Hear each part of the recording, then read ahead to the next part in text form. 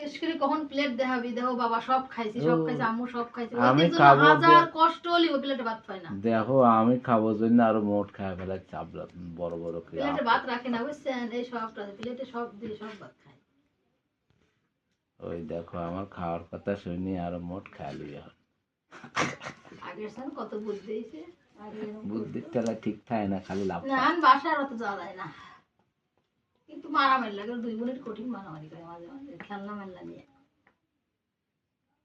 ওরটা উঠ দেয় না, ওরটা উঠ দেয় না। আমাদের কলেজের প্রিন্সিপাল তার এটা থামা দিয়েছে, এটা ও কাকু, ইসমাইল এটা তুহিনা সাই মরে গেছে জানেন? তুহিনা ওদের মা টিভি হাসপাতাল চাকরি করেন আপনার বাসার কাছে। আপনার তুহিনার ছবির হাতে বিয়ের কথা কইছিলাম, তুই রাখছেন নে তোর মা। তাই নাকি? তা তো জানি না রে। কি করুন অবস্থা গো।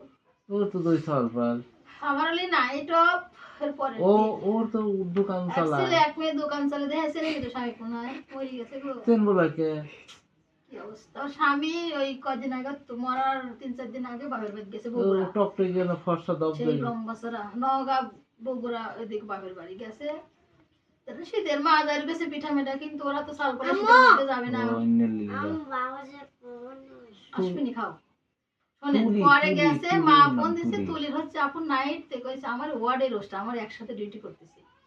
পরে হচ্ছে গেছে বাপের বাড়ি, মা মানে পিঠা মাটা খাবি এসে যাই হোক বাপের বাড়ি। পরে ও বাপের বাড়ি গেছে বগুড়া গ্রামের গেছে।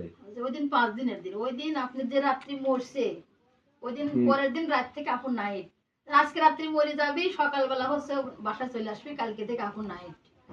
এত কাপড় চোর ময়লা টয়লা থুয়ে গেছে, কইছে আমি বাচ্চা তো ছোট কেবল, এটা বল জয়েনিং দিছে, বাচ্চার বয়স 1 বছর 1 মাস।